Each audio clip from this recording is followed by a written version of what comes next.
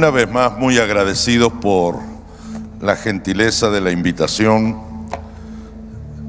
De hecho, cuando llegamos aquí nos anoticiamos, nos enteramos de la salud del pastor.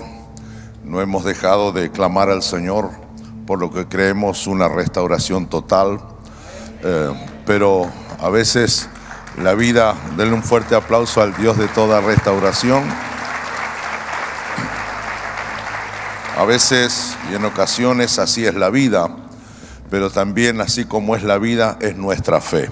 Así que estamos convencidos que el Señor ha de seguir perfeccionando la buena obra que ha comenzado en la vida del pastor. Nuestro cariño, nuestro saludo, nuestro abrazo a él, y por supuesto también con el peso de la responsabilidad de compartir con ustedes palabra del Señor, mucho más aún cuando ya hemos sabido que han pasado unos días increíbles en esta semana de la familia.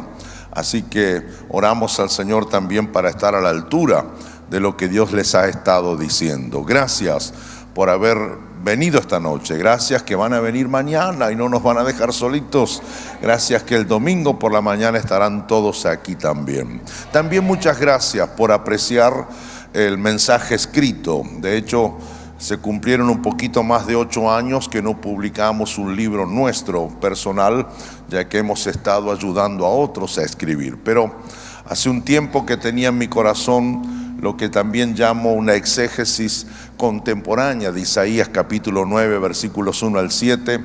¿Cómo se lee la profecía de Isaías 2800 y tantos años después? Y de hecho, de 7 versículos salieron 200 y tantas páginas, un libro de apologética, de reflexión ideal para que se lo regales al amigo universitario, al que no cree en Cristo, para ese que quiere leer la otra parte de esta historia. Usted sabe que hay un Cristo de los evangélicos, de la iglesia, y hay un Cristo de la historia. Y de hecho, definitivamente creemos que va a ser de bendición para aquellos que nos den el honor de leer aquellas letras. Ahora sí, vamos al mejor de todos los libros, ¿bien? No sé si trajeron Biblias o si ya la memorizaron, pero voy a leer. Me llamó muchísimo la atención con mi esposa recién que la familia que dio el testimonio en el video, al final leyeron el texto que es mi base escritural para el día de hoy, la parte 2 del día de mañana. Voy a leer el Salmo 128, versículos 1 al 6. La Biblia dice en Salmos 128, versículos 1 al 6 de la siguiente manera: Bienaventurado todo aquel que teme a Jehová, que anda en sus caminos. Cuando comieres el trabajo de tus manos, bienaventurado serás y te irá bien. Tu mujer será como vid que lleva fruto a los lados de tu casa, tus hijos como plantas de olivo alrededor de tu mesa. He aquí que así será bendecido el hombre que teme a Jehová. Bendígate el Señor desde Sión, y veas el bien de Jerusalén todos los días de tu vida. Y veas a los hijos de tus hijos, y veas a tus nietos. Paz sea sobre Israel. Mientras leía quieta y pausadamente las letras de este texto, digo, me parece que un buen título sería una pregunta, y eso es lo que me propuse a sí mismo. Le di por título a esta reflexión: ¿y si probamos con Dios? ¿Y si damos una oportunidad y probamos a Dios? Mucho más en términos de encontrar nuestra felicidad como matrimonio y familia. Permítanme, a modo de introducción, señalar 2 o 3 conceptos que me parecen importantes, oportunos, referenciarlos de modo que sepamos exactamente hacia dónde vamos con esta revelación. He visto que por lo general, cuando un hombre, una mujer está buscando alguna clase de respuesta para alguna clase de drama personal, drama existencial, alguna depresión de preocupar, alguna fatiga, algún cansancio y, ¿por qué no?, alguna crisis matrimonial de importancia y aún por extensión familiar. Cuando ese hombre y esa mujer anda buscando una solución a uno de estos inconvenientes, he notado que aparecen como soluciones toda clase de ofertas de las más variadas propuestas y conformaciones. Hay respuestas, ofertas desde lo científico, aparecen respuestas desde lo médico, aparecen respuestas desde lo psicológico, lo psicosocial, inclusive de lo terapéutico y hasta, ¿por qué no?, desde lo parapsicológico. Quiero decir con esto que la lista de lugares que ofrecen respuestas a estas distintas crisis de los seres humanos puede ser frondosa, abundante, interminable, pero en mi experiencia y, si se quiere, en mi investigación, me he dado cuenta que por lo general en toda esa lista de soluciones no se ofrece buscar en Dios la respuesta. No sé cómo andan ustedes por aquí, por este lado del mundo, pero en nuestro país no siempre, a toda la innumerable cantidad de ofertas de soluciones a nuestras más variadas crisis, no siempre aparece una que diga: busque a Dios para que te ayude a solucionar tu problema. Ahora, no tengo todo el tiempo, pero sí diré por lo menos 2 o 3 cosas para tratar de entender el porqué de esta reacción o de esta acción. Creo que, entre otras razones, esto obedece a ese fenómeno ciertamente muy humano de entender a Dios y de entender la propuesta de Dios, concebirla, aceptarla como un asunto de mera religiosidad. Quiero decir con esto que cuando en el ideario popular o en la lista de soluciones que popularmente aparece, no siempre aparece Dios, porque a Dios, por alguna razón, Él y su mensaje lo hemos colocado en categoría de religión o de fe. Y muchas veces religión y fe asocia y conecta inmediatamente con el fenómeno iglesia. De hecho, digo iglesia en términos protestantes o evangélicos, no necesariamente la otra. Paso a dar un ejemplo. Viajaba en un vuelo de esos de 12 horas. Me siento, no elijo al pasajero que va al lado, me tocó el que me tocó. Y de hecho, una vez que despegó la aeronave, comenzó a plantearme algunas cosas acerca de lo mal que le había ido en ese viaje. Y comenzó a culpar absolutamente a todo el mundo. De hecho, culpó, por supuesto, a Dios. Algo también cobró el diablo. Y como si hubiera sido poco, también habló mal de su esposa, habló mal de sus hijos. Y yo digo: Dios mío, llevamos 1 hora y me quedan 11. Y este hombre está hablando mal del todo el mundo. De hecho, yo odiaba a la familia de él sin conocerla. Entonces, se me ocurre decirle algo. Nunca le dije que yo era pastor. Lo único que le dije fue: bueno, y toqué respetuosamente a su hombre. Bueno, señor, tenga fe, le dije, tenga fe. Cuando le digo tenga fe, su reacción fue inmediata. Me miró y me dijo: no, a la iglesia yo no voy. Ahora, nunca hablé de Dios, nunca hablé de iglesia, nunca hablé de religión, pero escuchó la palabra fe y su asociación fue inmediata.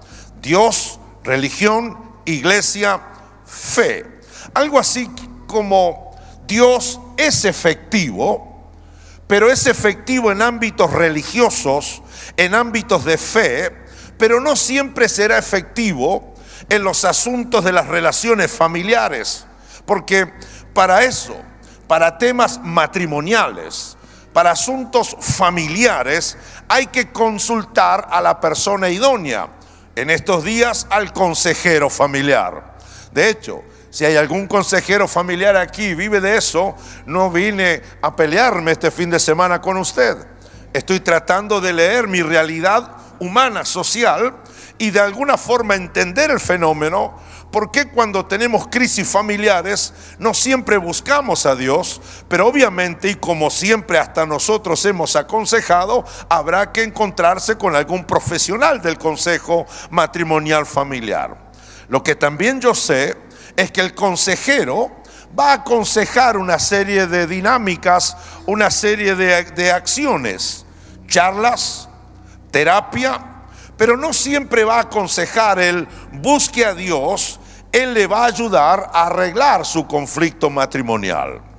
Ahora bien, por lo general, la experiencia religiosa se limita a pedir a Dios o a alguna entidad que represente a Dios, sea por ejemplo ir a un templo a pedirle, ser parte de un culto para pedirle a Dios, ser parte de un momento de misa, y hasta con esa cosa de finalizar con el rechazo, de mezclar lo que muchos creen que no puede ser mezclado, que no pueden funcionar juntas. Hay una escuela de pensamiento que sostiene que la fe y la razón jamás pueden ni lograrán unirse. Y de hecho, mientras se trata de justificar esa combinación, que ciertamente no adhiero a la misma, lo cierto es que los asuntos de fe y de religión caminan por un lado y los asuntos de la vida de todos los días deben caminar por otro. No diga amén a esto, por favor. Pero así están las cosas planteadas allá afuera. Me pareció tan pertinente y tan importante lo que plantea este salmo, que dije, no voy a tener tiempo para desarrollar todo lo que tengo, lo voy a partir en dos. Parte 1 hoy, parte 2 mañana.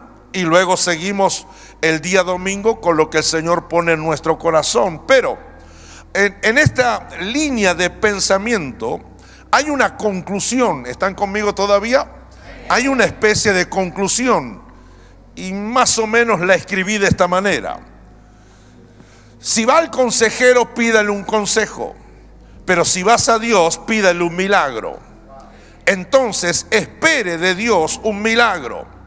Porque seguramente ese Dios no tendrá un consejo para darle útil para superar la crisis matrimonial, pero sí le concede el supuesto derecho al feligreso, al que lo busca, de que espere un milagro.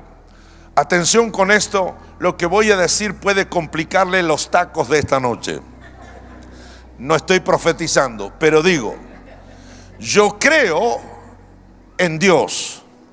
Yo creo en milagros, pero las cosas Dios me las ha presentado de modo que yo no tenga que vivir esperando un milagro. Por el amor de Dios, no hubo amén y está perfecto. Eso hace que por lo menos pensemos. Ahora, si yo quiero vivir del milagro, pero no trabajo, me parece que hay algo que no está resuelto antes de mi espera. Entonces, tenemos esto. A ver, me dijo o nos dijo ella a nosotros, pastores, mi esposo me dice que me ama, pero no me lo demuestra. Sugerencia, ore a Dios, hermana. Ella se va o él se va, según sea el caso, con la sensación de que Dios tiene que hacer algo en el marido para que entonces él exprese y demuestre su amor hacia ella. Ahora, que él lo haga no es porque Dios le dé un consejo en la Escritura, sino que una irrupción milagrosa debe caer sobre él, de modo que lo deje temblando, lo deje llorando, y él se acerque amoroso como jamás nunca fue con ella. Y entonces ella dice, un milagro. Ahora, de la misma forma, cuando la necesidad era que él no la maltratara a ella, el consejo fue, ore. 2, ayune. 3, reprenda. 4, expulse. 5, dé 7 vueltas alrededor de la cama donde está descansando el enemigo. Y de hecho, tanto expulsó que el marido nunca más volvió. Entonces, la pregunta es, para los dramas matrimoniales que yo tengo, aunque yo profeso la fe cristiana, la evangélica, lo tengo que resolver de un modo como no lo tienen que resolver los demás. Puedo ir a Dios pidiendo un consejo práctico que me diga no solo cómo debo proceder, sino también los beneficios de proceder como Él lo plantea. Muy bien, sigo con mi introducción todavía. En mi país, precisamente esto es lo que sucedió. Querida iglesia, queridos hermanos, amigos, amigas, en mi país jamás se tomó en cuenta el consejo de Dios para estos asuntos de la vida sensibles y asuntos tan claves como el matrimonio, su continuidad. En mi país existe lo que se llama divorcio express. O sea, antes se querías divorciar, habían audiencias conciliatorias. O sea, si se van a separar, espera que termine el sermón. No entendieron. El punto es, entonces, antes hasta la misma ley de justicia buscaba que las partes se reencuentren. Ahora no. Ahora usted ingresa al registro civil, con solo confesar que no quieres vivir más con Pepita, sales entrando casado, sales soltero. En mi país jamás se tomó en cuenta el consejo de Dios en asuntos claves sensibles como el matrimonio y el divorcio, como el aborto, como le llaman ahora el matrimonio igualitario, la ley de género, la percepción y la orientación sexual. No estoy haciendo un juicio de valor, líbreme Dios de hacerlo. Cada uno al fin y al cabo haga lo que quiera con su vida. Pero tengo el deber de presentar lo que Dios dice respecto del asunto. De hecho, todas estas formas de vivir no fueron más que atentados que atentaron y atentan contra la institución familiar concebida, por lo menos por nosotros, como un diseño maravilloso que viene del corazón de Dios. Ahora, el desprecio por el consejo de Dios es un desprecio intencional, es un desprecio claro. Y de hecho, en distintos ámbitos, por lo menos de nuestra sociedad donde vivimos, se lucha en esos ámbitos para que ese consejo de Dios no prospere, no se escuche. A mí me parece increíble, pero esto sucede, por lo menos en mi país. Ahora, todos estos movimientos, y eso es lo loco de esto, todos estos movimientos que tímidamente presento o refiero en esta presentación, dicen que aman a Dios. Replay, aunque usted no lo crea. De hecho, aman a Dios según ellos dicen, pero no superan la categoría de cáscara religiosa, toda vez que se niegan a vivir o a seguir el consejo de Dios. Entonces, resulta ser que todo, absolutamente todo ser humano, ¿hay algún ser humano aquí? Tenemos 8 aquí y unos cuantos allá atrás. Resulta ser que todo, absolutamente todo ser humano quiere ser feliz en la vida. Ponga cara de soy feliz en mi vida. No lo vuelvas a hacer. Entonces, todos los seres humanos, no importa la raza, la cultura, la nacionalidad, todos quieren ser felices en la vida y en por lo menos 3 ámbitos, 3 aspectos, 3 lugares. 1, trabajo. 2, salud. Y 3, familia. De hecho, la idea es, o la frase es, quiero tener trabajo, quiero tener salud para vivir muchos años y quiero tener mi familia para disfrutarlo. A eso se reduce, parece ser, todo este asunto de vivir. Así que cuando la experiencia familiar se hace una experiencia crítica, una experiencia dolorosa, una experiencia traumática, que en ocasiones amenaza con disolverse, como dije, probamos con muchas opciones para que eso no ocurra. Probamos con terapia, probamos con psiquiatría, probamos con rezos, probamos con oraciones, probamos con limpieza espiritual. Descubrí que esta es una forma también de reunir matrimonios, limpiezas espirituales. Probamos con brujos, con brujas, con escoba y sin escoba. Probamos con una inmensidad de cosas, pero precisamente es en este punto donde hago la pregunta: ¿Y si probamos con Dios? ¿Y si probamos con Dios? Por eso quiero presentarles una especie de informe, una especie de descripción de lo que puede suceder con nuestras familias si probamos dándole protagonismo a Dios en el asunto. Y de hecho, como todo en la vida, si yo pruebo algo, algo habrá de sucederme. Estoy tremendo con mis descubrimientos. Si yo pruebo algo, algo me va a suceder. Si me pruebo un pantalón, si me pruebo un par de zapatos, si pruebo una comida, no hay muchos caminos. Diré, me anda, no me anda, me gusta, no me gusta, lo tomo o lo dejo. De hecho, no puedo hablar de una comida si no he hablado de si no he probado primero esa comida. De hecho, llegamos aquí a Mérida, saludamos a algunos pastores amigos y algunos nos dijeron, por favor, no se olviden de comer cochinita. Así es. ¿Qué será cochinita? Hasta que la vimos, la saludamos, charlamos y la devoramos. Bien. Y más todavía, alguien nos dijo, y no se pueden ir si no comen un pancito dulce con queso adentro, ya sabe. Bolitas de queso. Bien. Probamos y dijimos, Señor, repréndenos, porque esto no se puede parar.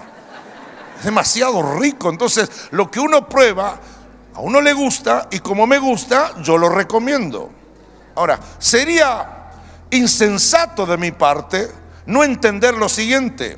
Yo no puedo definir una comida, ni ofrecer una comida por una fotografía artística. De hecho, tampoco puedo hablar de una comida por la explicación profesional de alguien que, a diferencia de mi persona, sí ha probado la comida. De hecho, la expresión cochinita en mi país no es una expresión bonita. ¿Está bien? Así que si llegamos con la Cristina a decir, nos comimos unas cochinitas, yo lo digo acá y nadie siente calor. El tema es que ellos van a rechazar porque ellos no conocen lo que nosotros conocimos y comimos. Lo que como me gusta es lo que entonces yo voy a recomendar. La prueba debe ser personal. También debe ser intencional. De la misma forma ocurre con Dios y con su propuesta. Por eso es por lo menos injusto despreciarlo solo por lo que me dijeron de Dios o por lo que otro me contó de ese Dios. Bien, de hecho, alguien nos visitó en Argentina una vez y me llevó a un costado y me dijo, pastor, delante de Dios, quiero pedirte perdón. Digo, ¿por qué? Y dijo que me pide perdón por lo que él pensó de los argentinos. Cuando le hablaron de esos argentinos, entonces él pensó y concluyó en algunas cosas respecto de quiénes son los argentinos. Él tuvo una opinión nuestra por lo que le habían dicho de ellos, hasta que visitó nuestro país. ¿Están aquí? Si quiere, cambiamos el juego. Podemos hablar de México. Y puede alguno que no es de aquí tener una opinión de ustedes hasta que viene y los conoce a ustedes. Generosos, picantes, por lo del chile. Son familiares, de esa cosa de lealtad, ese amor por la tierra y sus costumbres, que si quiero sigo dándoles declaraciones de lo que hemos visto y vivido entre ustedes. Por eso decimos, tienes que conocer México y tienes que comer cochinita con un mexicano. Entonces, este informe presentación de lo que Dios puede hacer en nuestras familias, tomo para ello como base el Salmo 128, que es uno de los 15 cánticos que cantan los viajeros cuando van camino a Jerusalén para por lo menos celebrar las 3 fiestas anuales de ellos: Pascuas, Pentecostés y Tabernáculos. De hecho, el Salmo 128 junto con el Salmo 127 tienen un enfoque de la persona de Dios, de la obra de Dios, hecha no tanto en la naturaleza como sí ocurre con otros salmos, sino en y a través de la familia. El 127 y el 128 tienen ese enfoque muy particular y significativo. Son cánticos que no tienen nada de costumbre religiosa, sino que son testimonios cantados cuasi poéticos que existen porque existe, según ellos creen, la necesidad de llevar a Dios en nuestra comunión con Él toda la vida del hogar y toda la vida de la nación. Ellos creían que Dios funciona en eso de construir matrimonios y familias felices y saludables. El salmista lo expresa en el salmo que es de nuestro estudio. Para completar nuestra primera parte, quiero trabajar solo con el versículo 1 del Salmo 128 ahora, que dice: bienaventurado todo aquel que teme a Jehová, que anda en sus caminos. Es interesante que el salmo, el poema, comienza con un beneficio, con una consecuencia, pero esa consecuencia, beneficio, está atada al cumplimiento de 2 condiciones. O sea, muy atentos, porque si tenemos crisis matrimoniales o familiares, oraremos por ellas, pero hay algo que podemos hacer para que estas crisis sean superadas. Comienza con esta expresión: bienaventurado todo aquel. Iremos por parte. Bienaventurado. El salmista es claro, es contundente, no da vueltas, porque va a ser muy preciso en el sentido de que si yo hago ciertas cosas, soy bienaventurado. Me fui a esto de qué más significa bienaventurado, y podemos traducir como feliz, dichoso, contento, satisfecho, esperanzado y aún, ¿por qué no?, hasta afortunado. Según el salmista, es feliz, dichoso, tiene satisfacción, tiene esperanza de vida, es un afortunado aquel que hace lo que a continuación él va a describir. Y esto no me parece un detalle menor, porque, damas y caballeros, nunca creen algunos, y me uno a ellos, como en estos días la felicidad se ha convertido en el objetivo casi principal de todos los seres humanos. ¿Cuáles son algunas discusiones en la interna, en la cosa intrafamiliar? Una de estas discusiones es esto: quiero ser feliz, no quiero vivir llorando, no me casé sino para ser feliz. O sea, el reclamo que llevamos implícito en nuestros labios todos nosotros es que queremos ser felices. Sería una obviedad que yo diga: ¿habrá alguien que quiera ser feliz? Levante la mano. Dios mío, yo quiero ser feliz. ¿Están conmigo? Le he dicho a mis hijos: oigan, yo quiero ser feliz, no me arruinen el día. Tengo un dicho que ellos lo entienden: podemos pasar una comida bien y ser felices. No me llamen a los demonios. ¿Por qué me quieren arruinar la tarde? El reclamo de todos nosotros es ese. No hay mujer que se case para que él le grite, le ofenda o la golpee. No hay hombre que se case sino para ser feliz. Nuestros hijos queremos que sean felices. Trabajamos para la felicidad familiar. Siempre digo: ¿por qué tenemos dientes? Son preguntas profundas. Una, porque no podemos comernos la vaca entera. Si no tenemos que masticarla, tiene que ser por partes. Entonces, y dos, es una forma maravillosa de mostrar nuestra felicidad. Yo no conozco hombre o mujer feliz que no sonría. ¿Estás bien? Sí. ¿No estás triste? No. ¿Podés sonreír? O sea, a mí con mis 64 años ya se me van cayendo los dientes. Y llegará el día que tendré que reemplazarlas. Si un día no las puedo mostrar acá, las saco del estuche y hago así.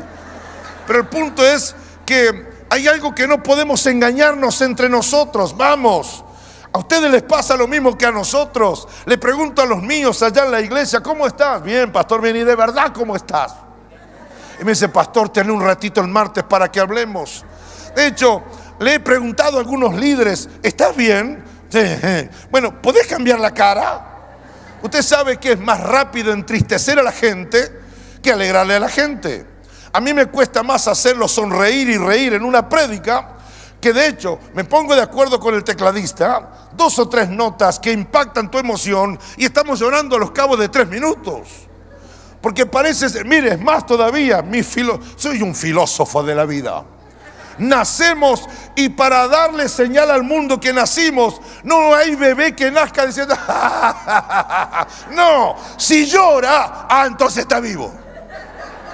Y de hecho, si no responde, golpes con él, entonces lloró, está vivo.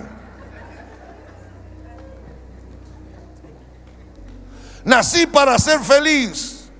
Pero la economía, el gobierno, los amigos, los hijos, los nietos, los abuelos, etcétera, no quieren que yo sea feliz. Todos quieren ser felices, aunque no todos saben cómo ni para qué ser felices.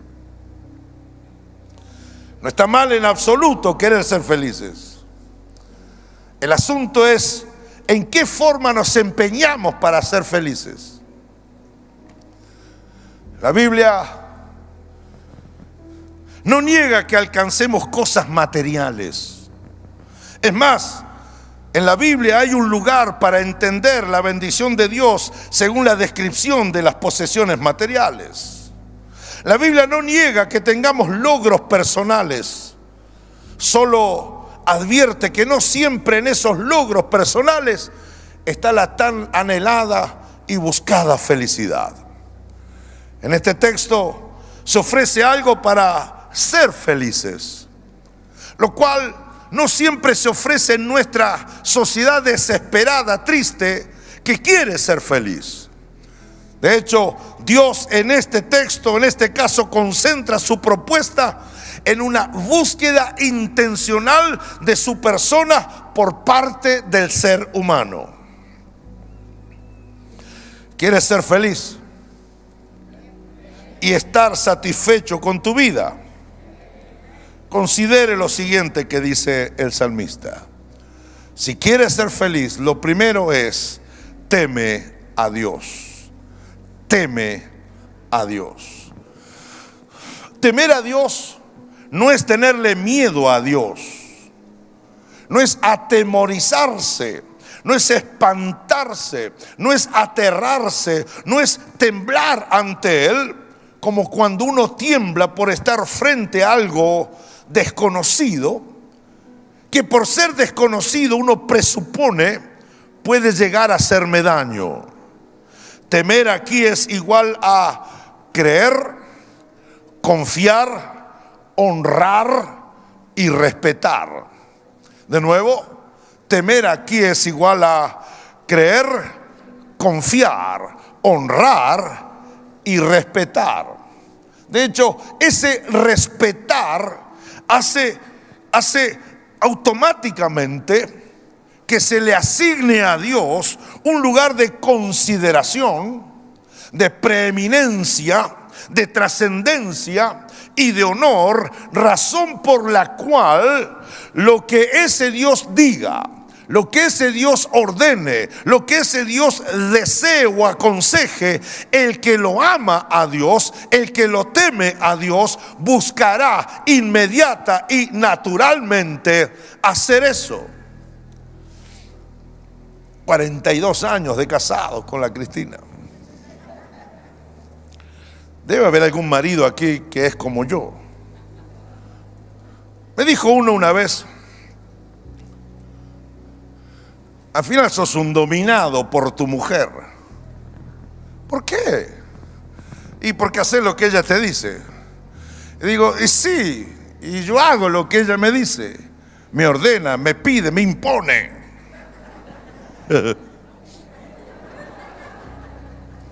¿Qué tema este? Yo soy el hombre de la casa. Di una conferencia por ahí, tremenda conferencia. Acuérdese que soy argentino y mi humildad está en proceso. Así dije, vamos, la Biblia habla que yo soy la cabeza del hogar. Después pasó ella y dijo, él es la cabeza, pero yo soy el cuello. Y tiene razón. Ando por el centro de mi pueblo haciendo cosas y me llega un mensajito de ella. Pa, no te olvides, trae aceite. Leo, yo soy un tipo ocupado y un nivel como el mío, andar comprando aceite. Si me lo piden ustedes, es posible que no lo haga. Pero si me lo pide ella, buscaré aceite. No para que no me vaya mal en mi relación, sino por otra razón. No te equivoques. Te animo que no funciones tanto por cultura.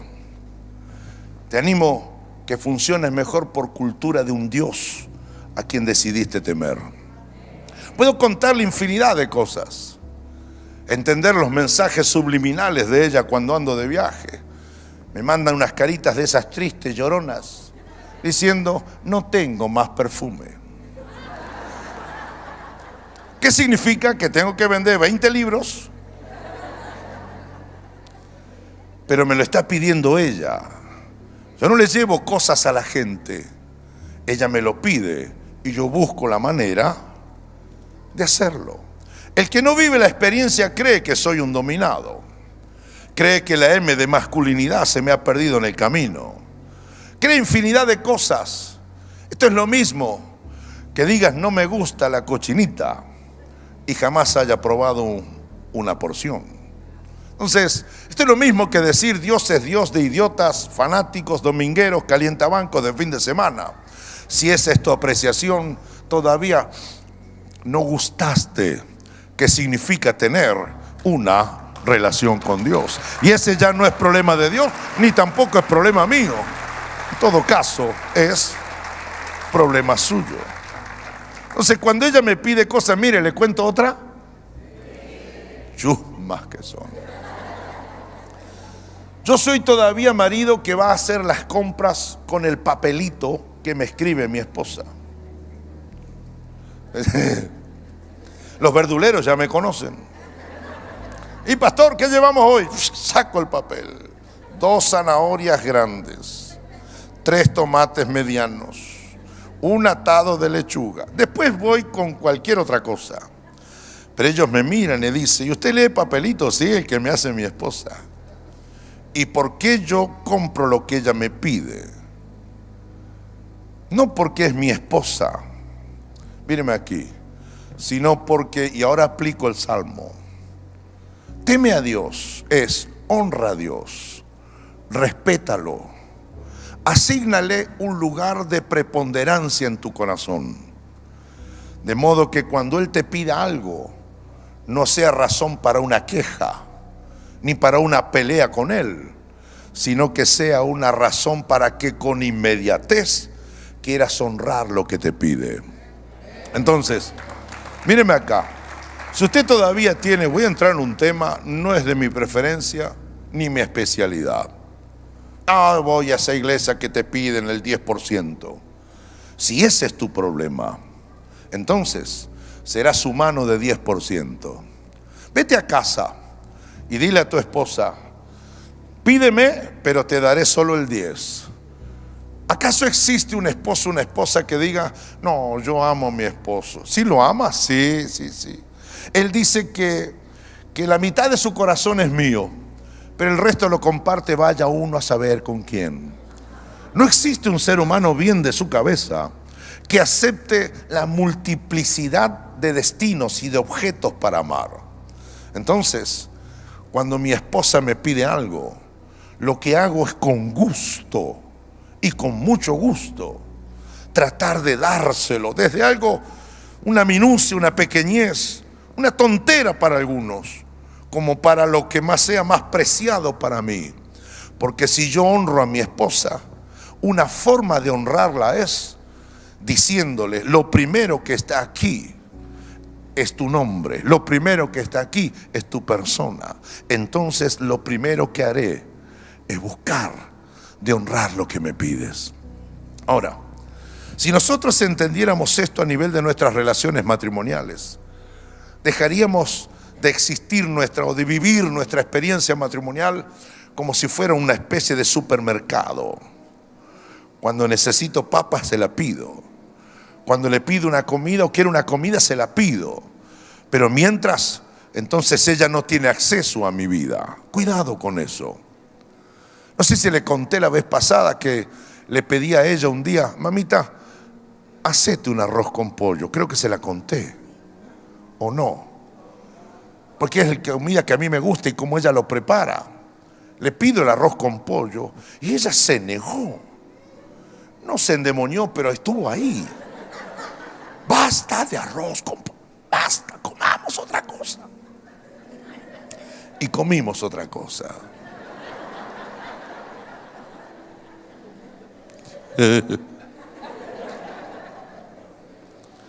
Pero esa comida no puso en riesgo nuestra relación. Dice él: no quiero que me mires el celular, ¿eh? Ah, ¿no? Mi celular es mío, no tenés por qué mirar. Ah, ¿no? Si así trabajas a nivel matrimonial, así trabajas a nivel con Dios. Tienes permiso para entrar en mi vida de oración, pero no en mi vida de finanzas. En mi vida de corazón, pero no en la mental. Lo que yo pienso, lo que yo hago. Dios mío, ¿por qué tenemos ese dualismo? Por esto de qué le permito a Dios hacer y en qué Dios es realmente mi Dios. Esto es lo que está diciendo el salmista. Vienen beneficios. Primera condición: témelo, hónralo, respétalo. Eso hará que le pongas a Él en el primer lugar. Y buscarás y te desvivirás por hacer aquello que a Él le gusta, que es lo que te pidió. Por eso esto implica una relación intencional con Él. La Biblia afirma que temer a Dios es el principio de la sabiduría, según el Salmo 111:10. ¿Por qué? Porque es de esperarse que la vida sabia traiga bendición o traiga beneficio. Señoras y señores, sabiduría es la habilidad de saber dónde van exactamente todas las cosas de la vida, qué orden de importancia y de relevancia tienen esas cosas en la vida. Por eso alguien dijo, y creo que tiene razón: los que piensan un poquito son un poquito más felices que aquellos que funcionan por reacción, por enojo, por bronca.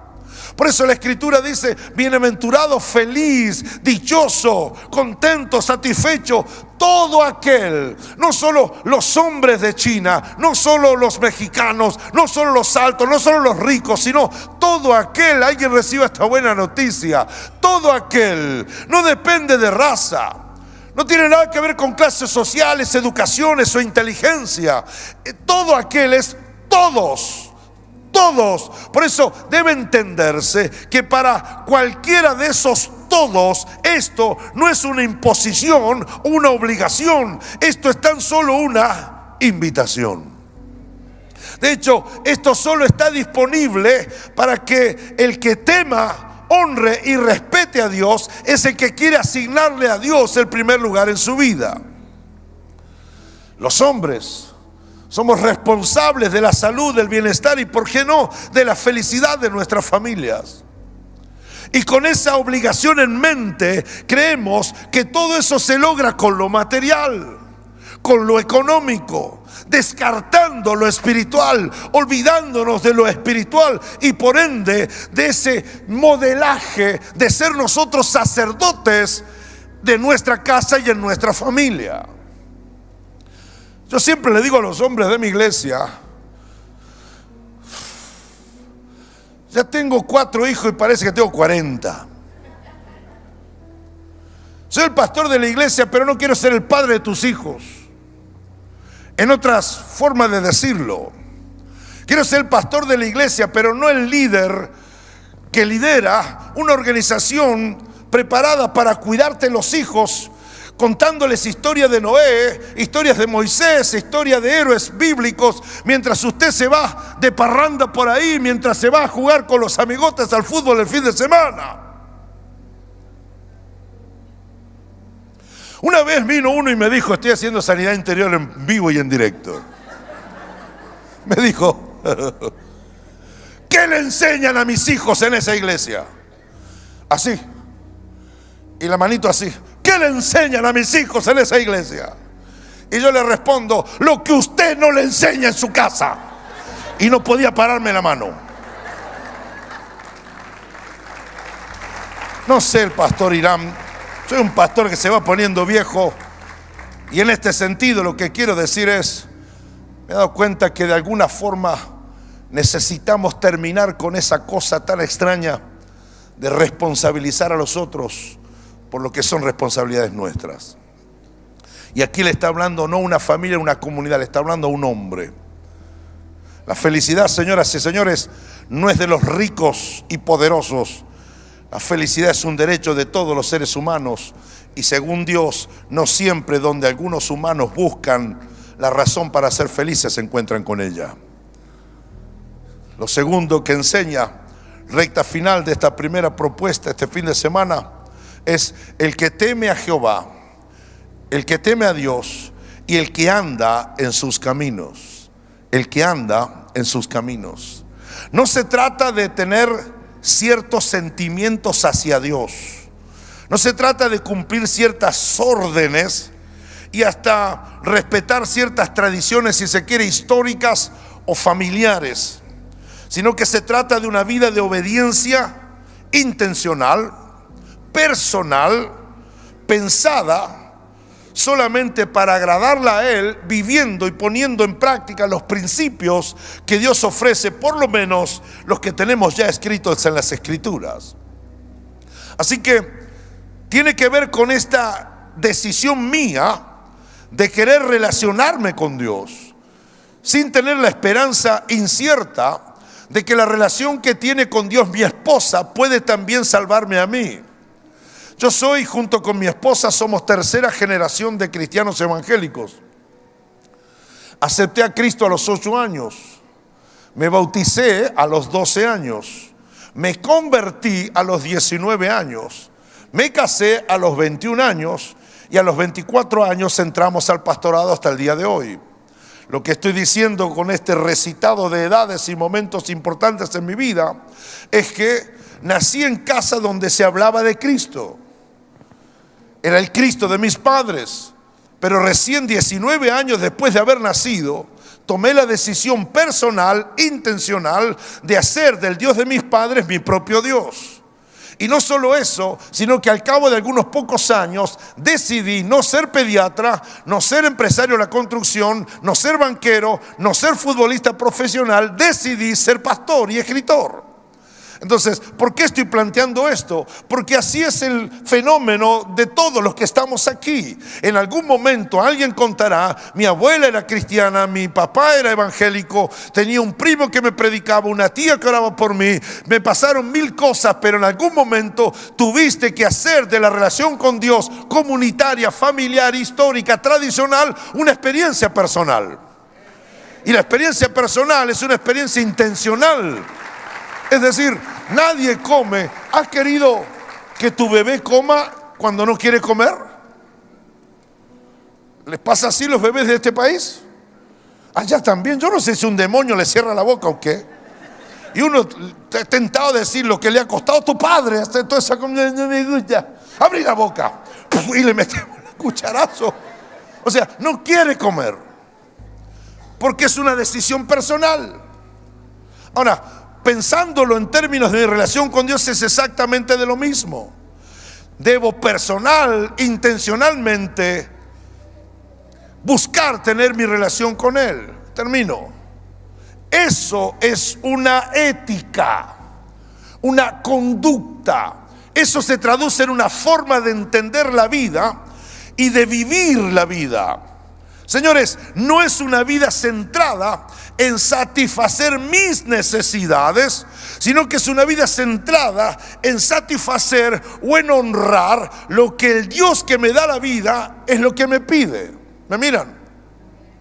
De eso se trata. Es una vida donde intencionalmente yo quiero honrar a Dios y quiero hacer lo que Él me pide, porque sé que eso en su corazón me bendice al mío más tarde y mañana.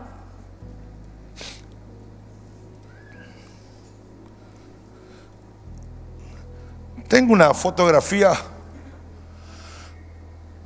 de Cristina cuando tenía 19 años. Ya han pasado unos años ya.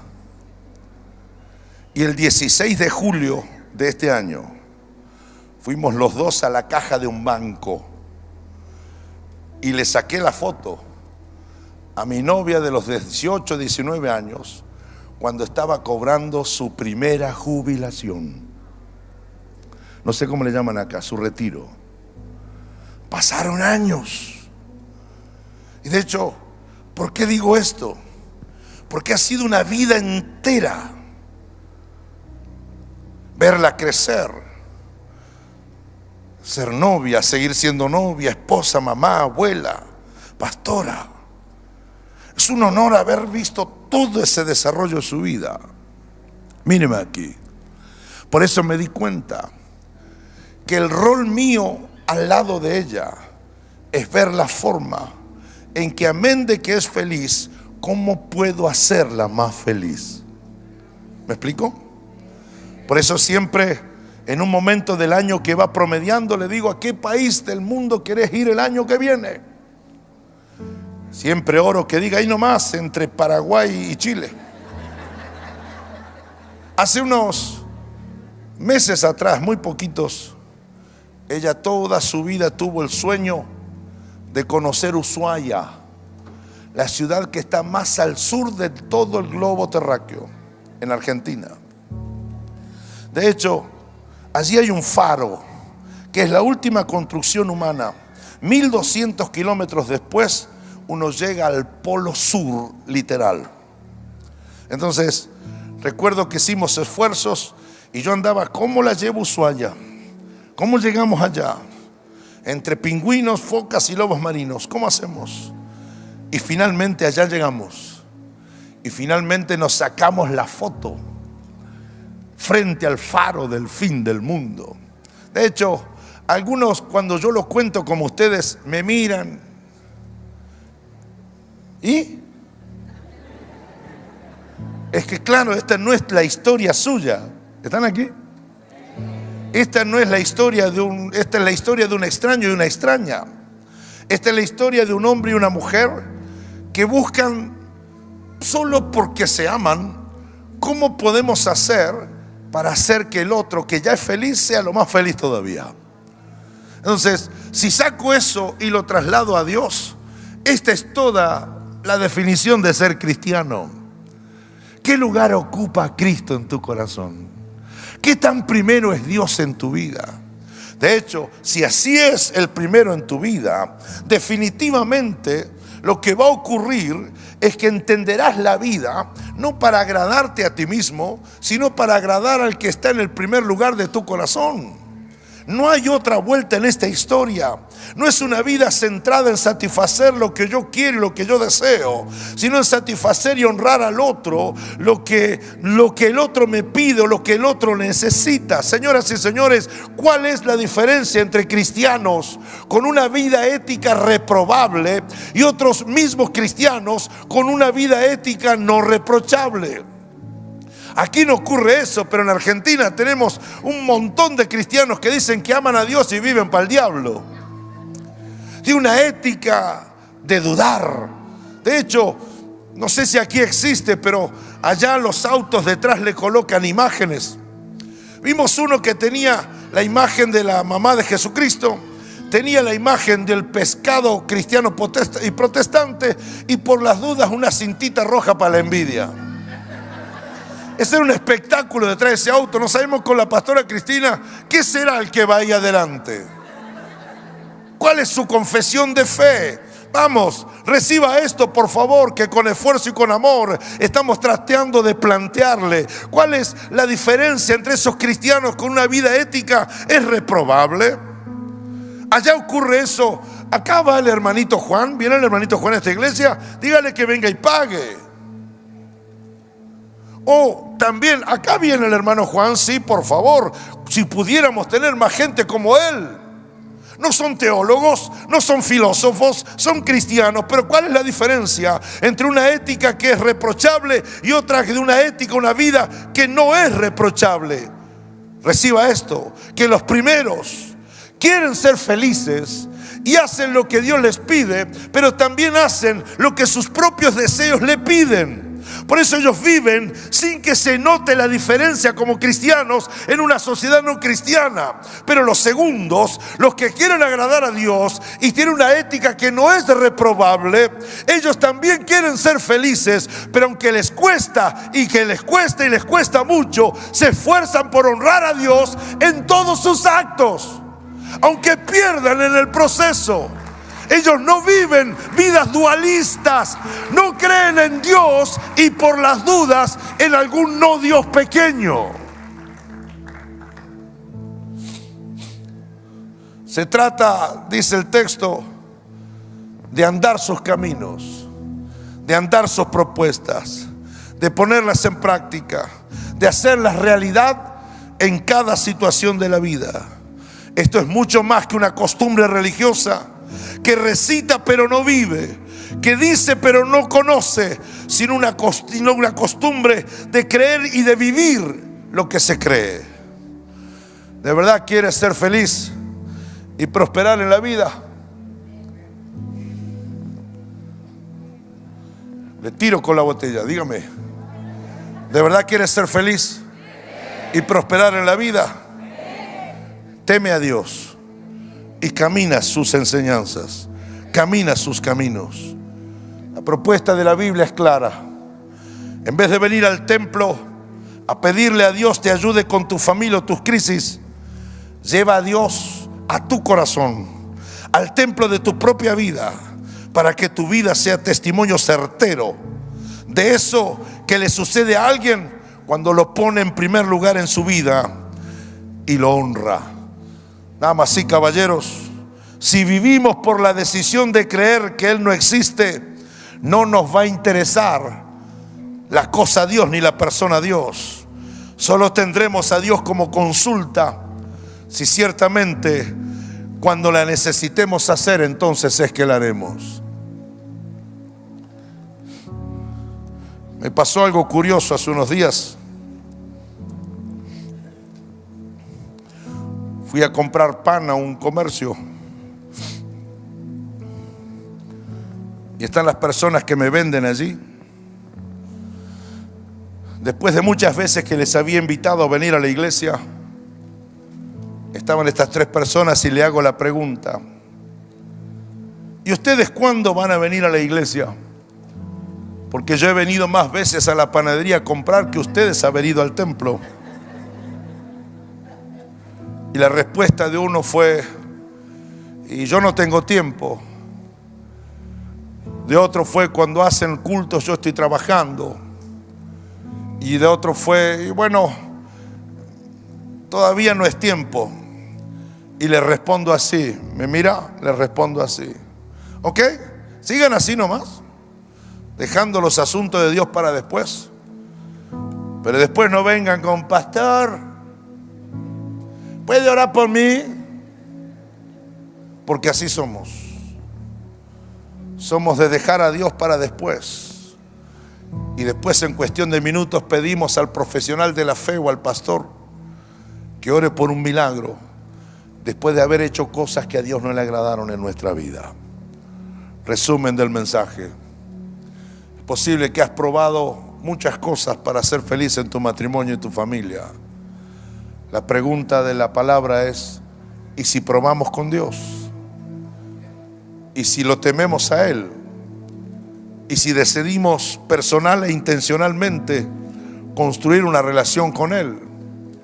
¿Y si lo que decimos tener como relación con Él decidimos que el mundo lo vea en nuestra forma de vivir, en nuestros negocios, en nuestras relaciones, en nuestra vida matrimonial, en nuestra vida familiar. Le aseguro que si probamos con Dios, bienaventurados, felices, dichosos, satisfechos, contentos estaremos. Nos irá bien y, ¿por qué no?, habremos encontrado una preciosa definición de felicidad. Esto me dijo el Señor que les dijera en esta noche. Denle un fuerte aplauso al Señor, por favor. Y antes que Israel tome el lugar, ayúdeme con su reverencia. Si gusta cerrar sus ojos, inclinar su rostro, como usted quiera, pero que no te distraigas en este instante. Señor, has hablado porque hemos abierto la Biblia y hemos pedido que tú nos digas lo que quieres decirnos. Qué lindas palabras. Feliz, dichoso el hombre que te respeta, que te honra por decisión propia. Feliz, porque quien lo hace tiene la suficiente valentía de mostrarte en sus actos, en su ética, su conducta, su vida diaria de todos los días. Feliz es el hombre y la mujer que decide hacer eso. Por eso, esta noche la tendencia es esa. Estamos decidiendo probar a Dios, tener una relación con Él diaria, espontánea, intencional, no producida por presiones externas, sino porque queremos relacionarnos contigo. Ayúdanos a volver al estudio de la palabra, la oración diaria, la devoción personal. Y ayúdanos en esa revelación a poner en práctica lo que nos dices, solo para darnos cuenta que lo que nosotros vivimos es lo que desea una humanidad que no te tiene y que ha decidido alejarte de su corazón. Porque todos los que estamos aquí haremos esto. Te doy las gracias en el bendito y poderoso nombre de Cristo Jesús. Amén. Que si alguno de los que están aquí quiere tomar una decisión personal, intencional, y venir al altar le sirve para los fines de tu propia definición y tu propia paz, de que te vas de aquí no como viniste, sino con la decisión tomada, pues entonces hay un lugar amplio para que lo ocupes. O si por esas cosas no vinieras a un altar, no hay problema. Volveremos a casa y te pido en el nombre de Jesús que volvamos con la firme decisión de poner a Dios en primer lugar, a honrarlo de tal modo que de esa forma podamos mostrarlo a Él en nuestra vida de todos los días. Por Jesucristo nuestro Señor. Amén.